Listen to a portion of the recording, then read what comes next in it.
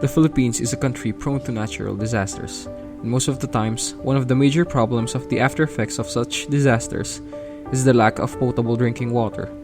In order to address this problem, the Ateneo Innovation Center has developed an easily deployable, solar-powered clean water system. In this tutorial, we will go through the equipment needed, the assembly, and the do's and don'ts of the solar-powered clean water system. The clean water system can be divided into two parts, the plumbing and the electrical system.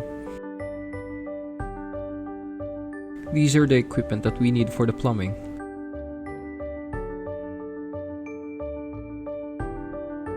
Water reservoir, PVC pump, hose clamps, clean water canister and the ceramic filter, the UV light container, the UV light glass sleeve.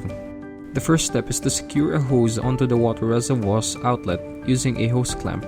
Ideally, the water reservoir will be collecting rainwater. Next is to attach the end of the hose towards the inlet pipe of the PVC pump.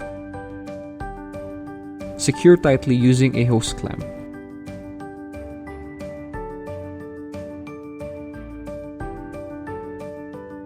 Attach another hose onto the outlet pipe of the PVC pump. Secure tightly using a hose clamp. Assemble the clean water canister and the ceramic filter.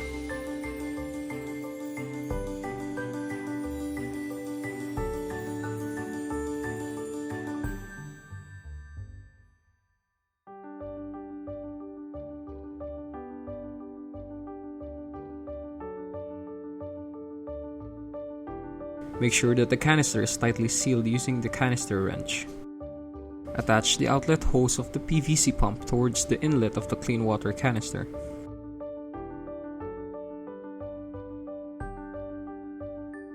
Next is to secure the UV light container onto the outlet of the clean water canister.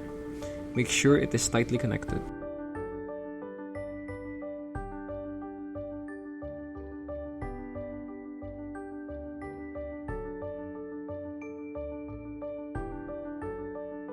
Lastly, open the UV light container and insert the UV light glass sleeve.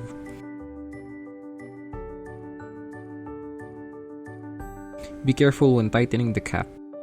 Tighten the cap just enough to secure it. Overdoing this step may result in the glass breaking.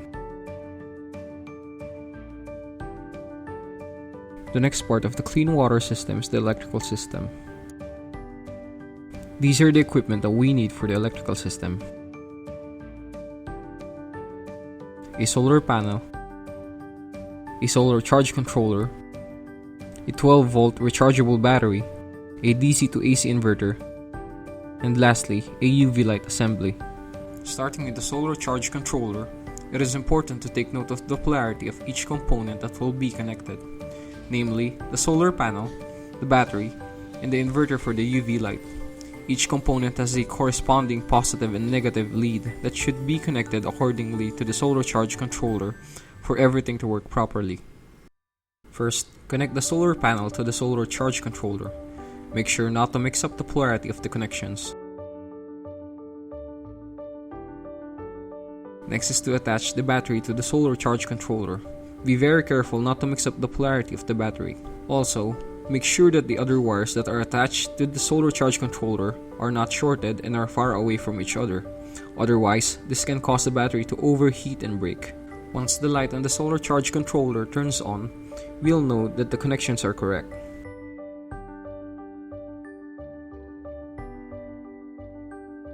Attach the inverter to the solar charge controller and begin to assemble the UV light assembly.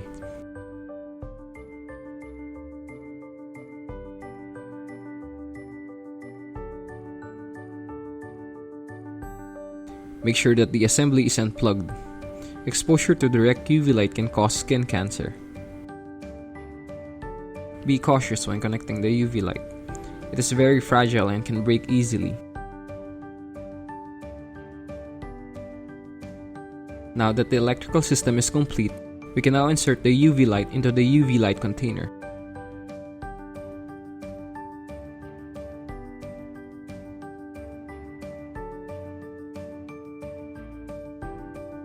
Make sure that the rubber cap seals the UV light completely.